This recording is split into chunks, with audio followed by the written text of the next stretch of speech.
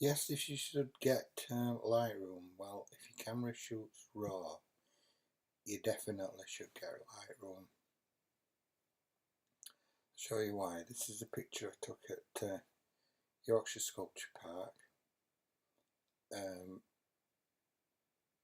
It doesn't look very interesting at all. I exposed for the highlights, which made the sky just completely grey.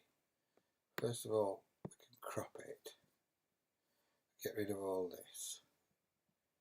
It's just a distraction, really. I like all this tree.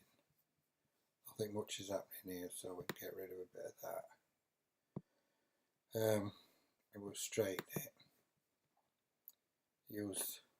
Could use these as a straight edge, but this is not quite.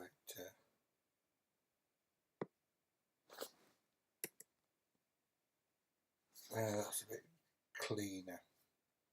This is basically what I do for a landscape. I don't do this if people are in the picture. But you go to your basic panel. We'll lift the exposure a bit, looking at his highlights, so we don't want to clip anything. That's been clipped now, so that's not really what you want. So we'll bring it down until we don't clip any whites. I like a bit of contrast on. Now this is what I do on most landscapes, not all of them. Turn my highlights completely down, shadows completely up, then I press the Alt key on a Mac. I don't know what it is on a Windows machine. It might be Option or something like that. Press it on. When I click the whites, it goes black, and I turn my whites up.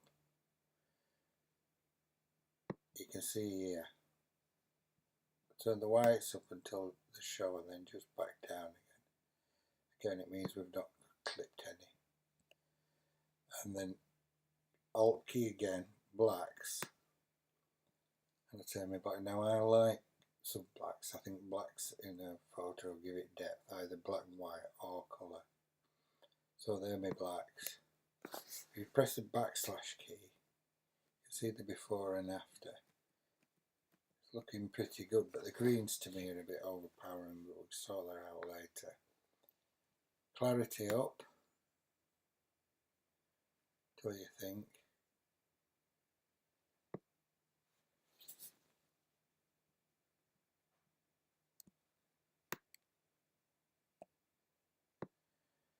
Now vibrance, turn a bit of vibrance up, but don't touch the saturation.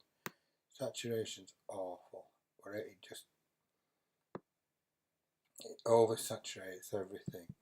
Vibrance just brings the colours up that are not already saturated. Sky is a bit dim, but we'll come back to that. Colour, turn the greens down a little bit. I think they just look a bit too much. So turn saturation down on the greens. Luminous, is that going to do anything? No, I'll leave that. Detail, sharpening, I don't know, 70s. Noise reduction, about 30s. Press I on the keyboard and you can see which 800, yeah. So when we're sharpening, if you press the Alt key down, it goes into black and white, which is supposed to show you a bit better, but whether it does or not. In 5.3, 5.2, whatever this latest version, you got this smoothness. We'll look at sky. It does look a little bit noisy, so I'll have a look what smoothness does.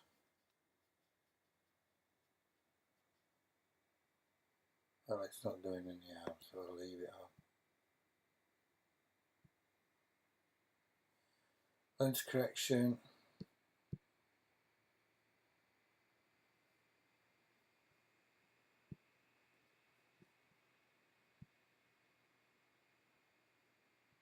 Not doing anything, leave it off. Chrome. Aberrations yet. Effects. like a bit of vignetting. Camera calibration now, you either go to that. If you shoot RAW, you'll have something in here. If it's a JPEG, you won't. I'll just see if any of these give you a better look. I quite like that. Vivid.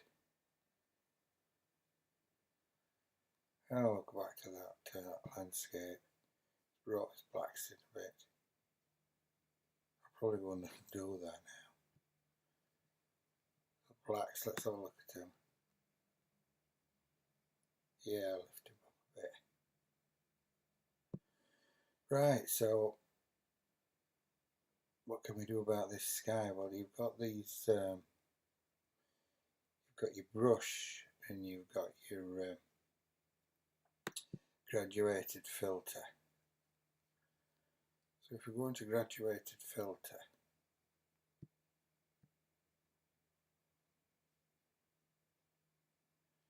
custom exposure, and exposure down a bit, then we'll pull it down. If you hold the shift key down, it pulls it down straight. Let go of the shift key, you can twist it.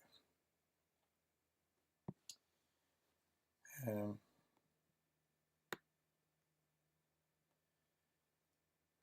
a bit of dark sky in, that looks a bit better, doesn't it? I'll tell you what we'll do, we'll try something to liven this up.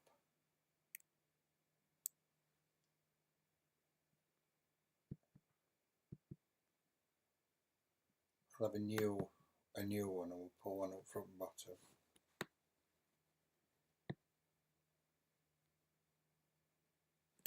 We'll darken it a touch.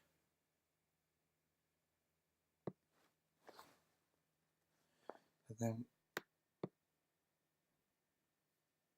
we'll use this brush and I'll highlight certain areas. You can change this, but this is just so you can see what you're doing at the moment. Now I've got it set to O. If you click on O, you can see what you're painting. If you're doing a person's face, it's good so you can see that you haven't gone over. You can click on auto mask. I don't want auto mask on. So make it look like sun shining on these bits here, and on this, and down here. Then we can lift that up. I'm just going to click on new, bring it down, because this looks a bit too bright. So underneath the trees it will be a bit darker, so we'll put a bit of shadow in there. Yeah, could darken this a little bit. I'm going to undo that, so I'll put auto mask on. Make it a bit smaller with your bracket keys. It's too much. Oops.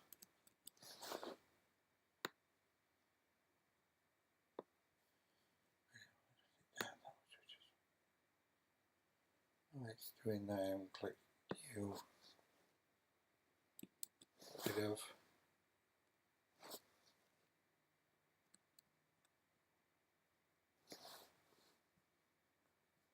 yeah, we've still got it under there, so we click new brush, exposure, and touch. Make it a bit bigger.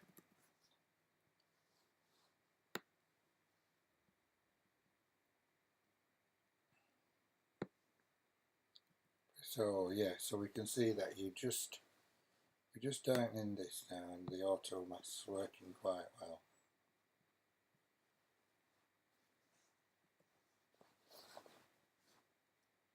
turn that so it doesn't stop quite as distracting. Yeah, and we'll leave it at that now. If we press backslash key, either before or after, that's what you can do. Is press the Y key, you can get a before and after on the same screen. That's why I love Lightroom.